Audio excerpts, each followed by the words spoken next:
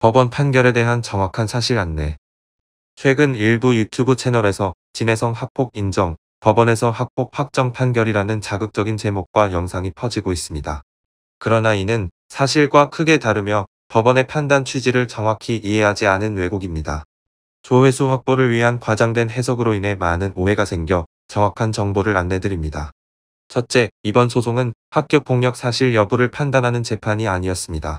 진해성 측이 폭로자 A씨에게 제기한 것은 손해배상 청구 민사소송입니다. 즉, 폭로자가 허위 글을 작성해 피해를 줬다고 주장하며 배상을 요구한 사건입니다. 형사 판단이나 학폭 사실의 확정과는 구조가 전혀 다른 소송입니다. 둘째, 법원이 내린 결론은 단 하나입니다.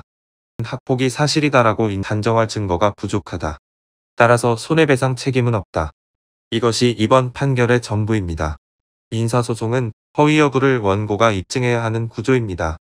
즉, 원고가 폭로가 거짓임을 입증하지 못하면 배상 청구는 받아들여지지 않습니다. 그런데 일부 유튜버들은 패소 학폭 인정이라는 식으로 자극적인 제목을 붙여 사실을 왜곡하고 있습니다. 이는 법률 구조에 대한 이해 과장된 해석일 뿐입니다. 또한 진해성 측이 항소하지 않은 이유는 배상을 목적으로 한 소송이 아니었고 더 이상의 논란 확산을 막기 위한 선택이었다고 공식적으로 밝힌 바 있습니다. 따라서 항소 포기가 곧 사실 인정이라는 논리는 성립하지 않습니다. 결론적으로 이번 민사 판결은 학폭 사실을 폭로 사실을 법원이 인정했다는 의미가 전혀 아닙니다. 법원이 밝힌 핵심은 단 하나, 폭로 내용이 허위라는 점을 원고가 입증하지 못했기 때문에 손해배상 청구를 받아들이기 어렵다는 절차적 판단일 뿐입니다.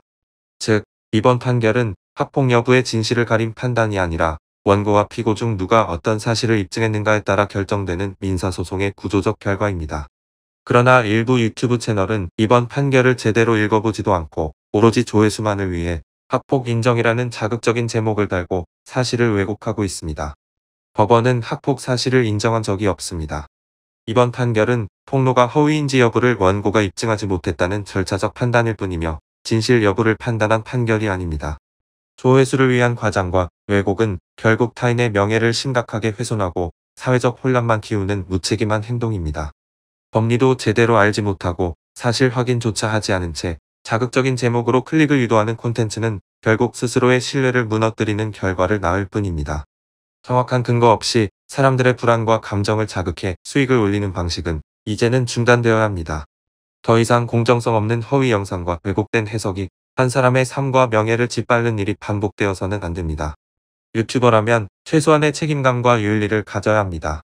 정확한 판결문과 사실관계를 다시 확인하시고 근거 없는 추측과 왜곡을 멈추며 사실에 기반한 공정한 영상 제작을 간곡히 요청드립니다.